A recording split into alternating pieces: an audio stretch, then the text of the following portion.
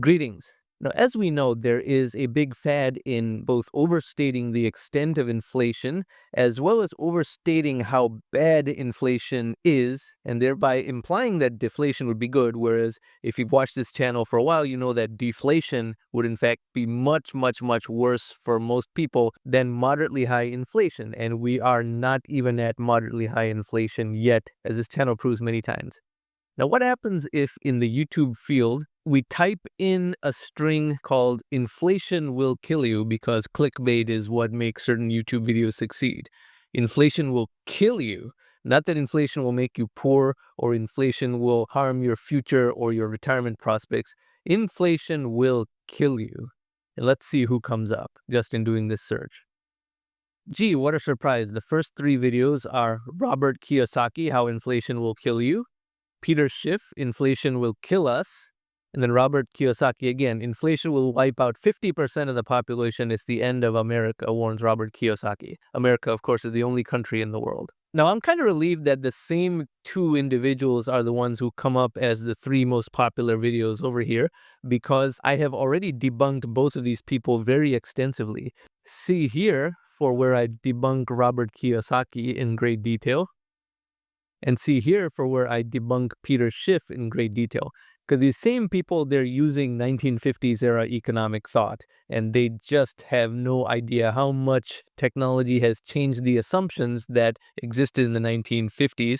And Peter Schiff isn't even that old. Robert Kiyosaki is 75 years old. That's no excuse. But Peter Schiff is under 60, so he should know better.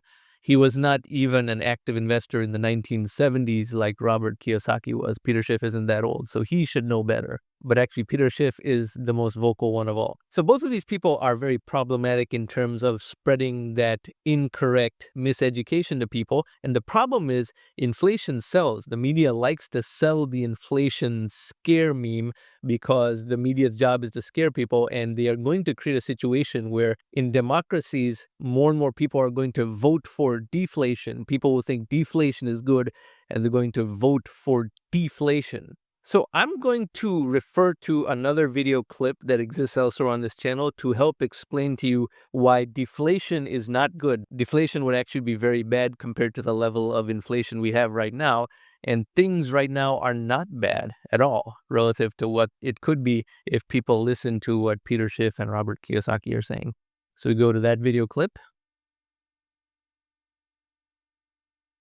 Today, we're going to have a tutorial on how deflation is in fact a much worse thing than moderate inflation or even slightly high inflation. And only when inflation becomes extremely high, known as hyperinflation, is there actually a problem with inflation. And we are nowhere close to anything that could be remotely called hyperinflation in the economy today.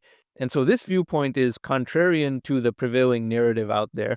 And the mainstream is being misled and miseducated, sometimes by people who don't know what they're talking about, or sometimes by people who do know what they're talking about, but are trying to perpetuate a narrative for a pump and dump scheme. But either way, we're going to learn about the impact of deflation versus inflation on the average person's finances. So we first start with this table over here, which represents two types of economies, neither of which is ideal, but still one is worse than the other. Consider an inflationary economy, like the one we have right now, where there is inflation that's a little bit higher than desired, but very temporary, of course.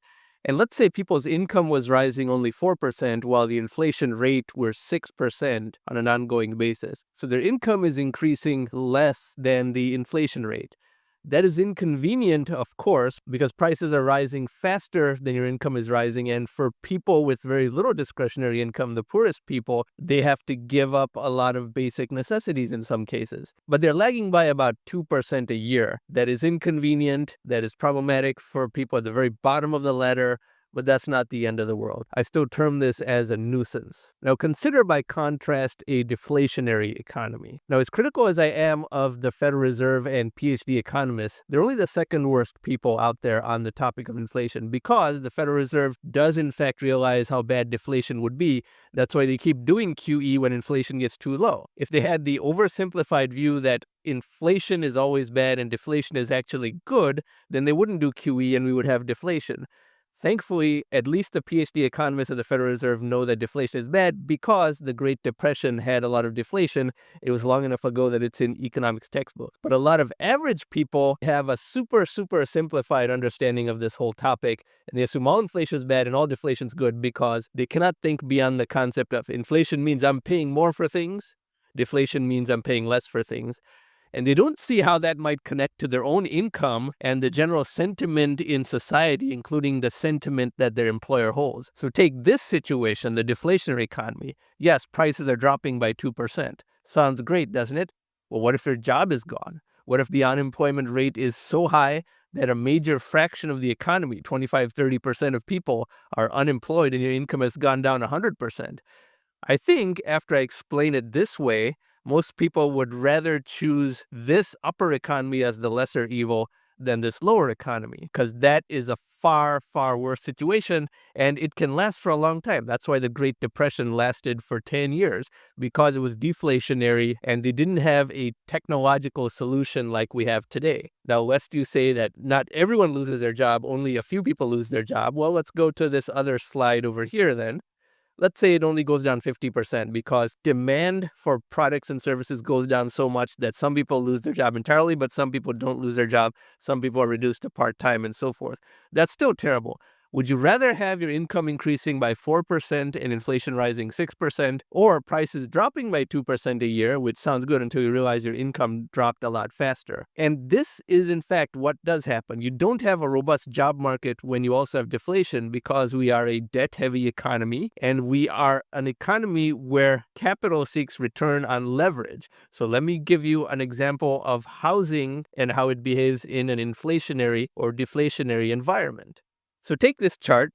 The horizontal axis represents years 1, 2, 3, 4, 5, and so forth. And the vertical axis represents the monthly income or expenditures of people.